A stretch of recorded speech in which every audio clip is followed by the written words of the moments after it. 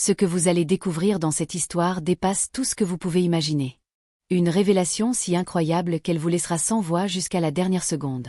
Dans la petite maison poussiéreuse de Salim, située au bout d'un quartier modeste où les ruelles étroites résonnaient chaque matin du bruit des marchands ambulants, l'atmosphère était inhabituellement lourde.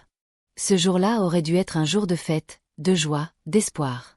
Ina, l'épouse de Salim, était sur le point d'accoucher de leur premier enfant, un événement que toute la famille attendait avec impatience. Sakina, la mère de Salim que tout le monde appelait Ama, avait passé la nuit entière à préparer des prières et des bougies, remerciant déjà le ciel pour ce futur petit être. À l'intérieur de la pièce, éclairée par une faible lampe à pétrole, Ina luttait contre les contractions, le visage trempé de sueur, les doigts crispés sur le drap usé. Ama l'éventait doucement tout en répétant « Courage ma fille, encore un peu, tu y es presque ».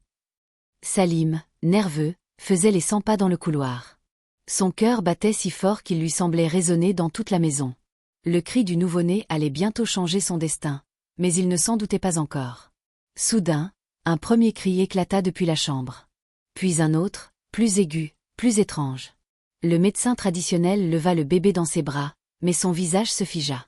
Son regard, d'habitude paisible, devint sec, tremblant, presque effrayé. Il recula d'un pas, incapable de prononcer un mot. Salim entra précipitamment. « Où est mon fils ? Pourquoi tu ne dis rien ?» cria-t-il. Lorsque le médecin se tourna enfin vers lui, Salim sentit son souffle se couper. À travers le tissu légèrement humide qui enveloppait l'enfant, il distinguait quelque chose d'anormal. Le visage du bébé était normal, humain, même beau. Mais la forme de son corps n'avait rien de rassurant. Les petites jambes n'étaient pas des jambes. Elles étaient soudées. Lisses par endroits, mais écailleuses par d'autres, comme la peau d'un serpent. Un frisson glacial parcourut la colonne de Salim. Ina, encore épuisée, demanda d'une voix fragile. « Donnez-le-moi, laisse-moi voir mon enfant. » Mais lorsqu'elle vit la queue reptilienne remuer légèrement sous le linge, son cri se transforma en un hurlement qui glaça tout le quartier. Elle voulut reculer, mais ses mains, tremblantes, restèrent suspendues dans l'air comme paralysées.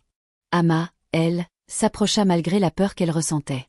Les larmes lui montèrent aux yeux lorsqu'elle effleura la joue du bébé. « C'est aussi une création d'Allah. Mais je n'ai jamais vu une telle naissance. Il porte un signe, un secret. » Un silence pesant envahit la pièce. Salim, le visage pâle, prit l'enfant dans ses bras. La peau du bébé était tiède, mais étrange au toucher, presque reptilienne par endroits.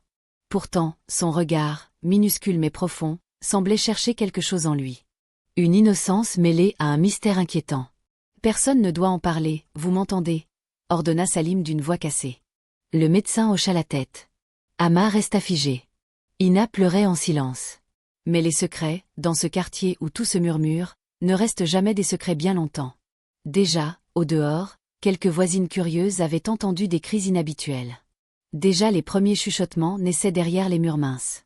Sans le savoir, Salim tenait dans ses bras un enfant qui allait bouleverser sa vie, son village, et les lois même de la nature.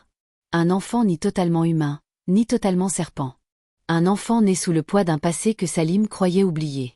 La nuit tomba sur la maison, mais le mystère, lui, venait tout juste de commencer. Bien avant la naissance étrange de Ryan, alors que la vie semblait encore simple, Salim vivait déjà sous le poids d'une pauvreté qui le rongeait jour après jour. Chaque matin, il sortait de chez lui avec l'espoir que la journée serait meilleure que la précédente. Mais chaque soir, il rentrait bredouille, les mains vides, le cœur lourd. Les factures s'accumulaient, les dettes s'alourdissaient, et la honte de ne pouvoir subvenir aux besoins de sa famille grandissait. C'est dans ces conditions qu'on lui proposa un travail qui semblait, au premier regard, une bénédiction. Nettoyer un vieux terrain abandonné au cœur d'une forêt réputée dangereuse. Les anciens disaient que cette forêt était habitée par des esprits et qu'elle abritait des créatures protégées. Mais Salim, pressé par la faim et la misère, n'écouta pas les avertissements. Le premier jour, il s'y rendit avec détermination, une machette à la main. La végétation était dense, presque étouffante. Les arbres semblaient murmurer entre eux, comme s'ils voulaient dissuader tout intrus. Salim travaillait sans relâche, mais plus il avançait, plus le terrain semblait infini. La fatigue le rattrapait, la chaleur l'écrasait, et l'impatience le gagnait. C'est alors qu'il commit l'erreur fatale. Pour aller plus vite et éviter des heures de déblayage, il ramassa des feuilles sèches, des branches mortes et alluma une petite flamme avec l'allumette toujours rangée dans sa poche. Juste un petit feu pour dégager tout ça, ça ira vite, pensa-t-il naïvement. Mais le feu, nourri par le vent, se propagea avec une vitesse effrayante. En quelques minutes, les flammes grimpèrent le long des arbres, dévorant tout sur leur passage. Les oiseaux s'envolèrent en criant. Des petits animaux couraient dans tous les sens, piégés par la chaleur infernale. Salim essaya d'éteindre le brasier, mais c'était trop tard. La forêt entière semblait hurler. Puis, dans ce chaos de feu, un mouvement massif attira son attention.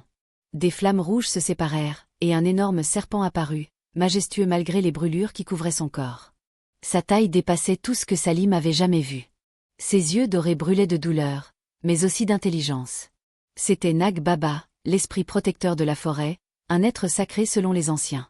Le serpent leva la tête, souffla, et fixa Salim d'un regard si profond qu'il sembla percer son âme. Il n'y avait ni colère ni haine dans ses yeux, seulement une détresse immense.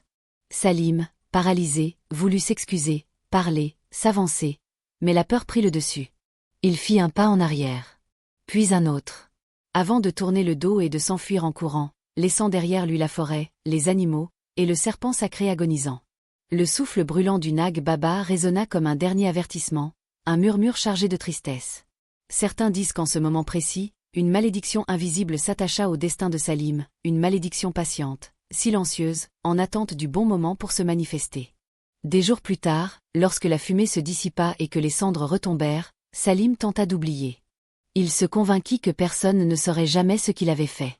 Il se persuada que le serpent n'était qu'un animal parmi d'autres. Mais la nature, elle, n'oublie jamais.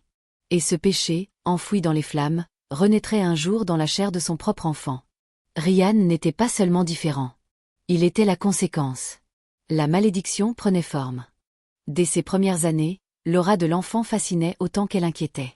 On l'appelait simplement Musa, un prénom doux mais qui portait déjà un poids mystérieux. Les anciens du village disaient qu'il avait le regard de ceux qui savent avant les autres, et même les plus sceptiques ne pouvaient ignorer l'étrange intensité qui brillait dans ses yeux. À seulement 3 ans, Musa semblait comprendre les émotions des gens avant qu'il ne parle. Il posait sa petite main sur celui qui souffrait, et aussitôt la personne se calmait. Lorsque ses parents se disputaient, un simple regard de lui suffisait pour que le silence revienne, comme si l'air lui-même obéissait à son désir de paix. Personne ne savait l'expliquer, mais tous sentaient que cet enfant n'était pas ordinaire. Un soir, un événement marqua un tournant décisif. Alors qu'une tempête violente s'abattait sur le village, la foudre frappa un arbre à quelques mètres de Musa. L'explosion fit trembler la terre, les flammes s'élevèrent, et pourtant, l'enfant resta immobile, serein, comme protégé par une force invisible. Les témoins jurèrent que le vent semblait contourner son corps, dessinant autour de lui une étrange sphère de calme absolu. Les rumeurs se mirent à courir. Cet enfant est un signe. Il apportera soit la lumière, soit le chaos. Le destin du village dépendra de lui. Loin de ces murmures, Musa vivait comme un enfant normal, ou presque. Il apprenait vite, beaucoup trop vite. Il marchait déjà avec assurance quand d'autres balbutiaient, il parlait avec une clarté surprenante, posant des questions profondes sur la vie, le ciel, les rêves. Sa mère, partagée entre fierté et inquiétude, sentait que quelque chose de plus grand que leur compréhension se préparait. Un jour, alors qu'il explorait la forêt, Musa ressentit un appel étrange, comme une voix silencieuse qui l'attirait. Ses pas le conduisirent vers un vieux sanctuaire oublié, couvert de mousse et de racines. Là, il posa sa main sur une pierre gravée de symboles anciens, et une chaleur lumineuse parcourut son corps. Il sut, sans comprendre comment, que cet endroit était lié à lui. À son histoire. À son destin. Ce n'était que le début. Les signes s'intensifiaient. Et bientôt, plus personne ne pourrait ignorer ce que représentait réellement Musa. Les murmures autour de Musa finirent par attirer l'attention de Nabi Kenga, le plus ancien sage encore en vie, gardien des traditions et dernier lecteur des anciens manuscrits. On disait que Kenga connaissait les secrets du ciel et les ombres de la terre, et qu'aucune naissance exceptionnelle n'échappait à son intuition. Lorsqu'il entendit parler de l'enfant, indemne sous la foudre, son visage se figea. Un souvenir oublié venait de se réveiller. Un matin, il demanda aux parents de Musa de l'accompagner au sanctuaire, celui que l'enfant avait découvert sans savoir qu'il s'agissait du lieu le plus sacré du village. Là, dans le silence résonnant de la forêt, l'ancien posa son bâton, sortit un parchemin scellé par un symbole identique à celui gravé sur la pierre. L'air devint lourd. Même les oiseaux cessèrent de chanter. Ce texte, dit Kenga d'une voix tremblante, a été écrit par nos ancêtres il y a plusieurs siècles. Il parle d'un enfant né sous un ciel rouge, protégé par le tonnerre, guidé par la lumière intérieure. Un enfant capable d'unir ou de briser le monde. Un enfant qui ressemble exactement à Musa. Les parents se regardèrent, choqués, incapables de comprendre comment leur fils pouvait être lié à une prophétie aussi ancienne. Musa, lui, observait la scène calmement, comme s'il savait déjà ce qui allait être dit. Kenga déroula le parchemin. Les lettres brillaient d'une lueur dorée, comme si elles respiraient encore. Il lut. Lorsque la foudre embrassera la terre sans blesser l'élu. Lorsque l'enfant parlera avant le temps. Lorsque son cœur ressentira les douleurs des autres. Alors commencera l'éveil de la force primordiale. Chaque phrase faisait frissonner les parents. Chaque mot semblait peser sur le destin du village tout entier. Puis Kenga releva les yeux. Musa n'est pas seulement un enfant spécial. Il est celui que nos ancêtres attendaient. Mais attention, la prophétie ne dit pas s'il apportera la paix ou la destruction. Cela dépendra du chemin qu'il choisira. Ou de celui que nous lui ferons prendre.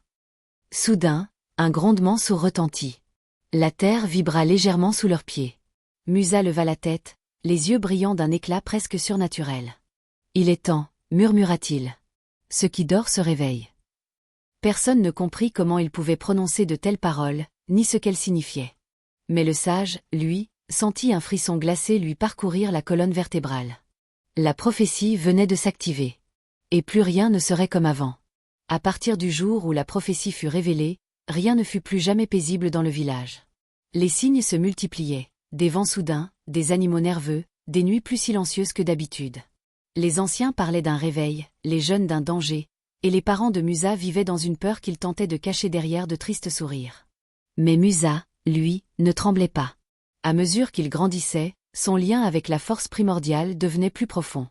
Il ressentait les émotions de chacun, entendait les souffrances du monde comme un écho lointain. Par moments, il avait l'impression que deux chemins se battaient en lui, la lumière, douce et rassurante, et une puissance sombre, sauvage, qui voulait tout déchirer. Le sage Kenga comprenait mieux que tout ce conflit intérieur. C'est pourquoi il décida de conduire Musa une dernière fois au sanctuaire, afin de lui révéler la dernière partie de la prophétie, une partie qu'il avait gardée secrète jusque-là. Au cœur du sanctuaire, sous la pierre gravée, Kenga posa sa main sur l'épaule de l'enfant. « Musa, il est temps que tu connaisses la vérité entière. La prophétie dit que tu es né avec un pouvoir immense, mais elle dit aussi que toi seul décideras de ce que deviendra ce pouvoir. » Musa ne répondit pas. Ses yeux étaient fixés sur la lumière qui filtrait à travers les feuilles, un mélange d'or et d'ombre. Kenga poursuivit. « La force primordiale peut guérir, mais elle peut aussi détruire. Tu auras un choix à faire, sauver ce monde ou le laisser brûler. » À cet instant, un tremblement violent secoua la terre. Le sol du sanctuaire s'ouvrit légèrement, laissant s'échapper une lueur rouge intense. Musa sentit une chaleur monter en lui, comme si la terre l'appelait, comme si son destin tirait sur son âme. Des visions l'envahirent, des villes en ruines, des rivières asséchées, mais aussi des peuples unis, des terres guéries, des enfants riant sous un ciel clair. Deux futurs possibles. Un seul choix. Le cœur battant, Musa ferma les yeux. Un silence absolu envahit le sanctuaire. Même Kenga retint son souffle. Puis l'enfant leva les mains. Une lumière blanche jaillit de son corps, éclatante, pure, repoussant la lueur rouge qui tentait de l'envahir. Le sol se referma, les arbres frémirent, et une brise douce traversa la forêt. Il avait choisi. Lorsque Musa rouvrit les yeux, il brillait d'une tendresse nouvelle. « Je veux protéger », dit-il simplement. Kenga sentit ses vieux yeux s'emplir de larmes. Le monde venait d'éviter la catastrophe, grâce à un enfant qui avait su résister à la puissance la plus dangereuse qui soit, celle qui sommeille en soi. Ce jour-là, Musa devint plus qu'un enfant prodige. Il devint le gardien de la lumière, celui qui transformerait la peur en espoir et tracerait un nouveau chemin pour son peuple. Et pour ceux qui doutaient encore, les événements qui suivirent allaient leur prouver que la véritable force était née pour guider, et non pour détruire. N'oubliez pas de vous abonner pour ne rien manquer de nos prochaines histoires incroyables et captivantes.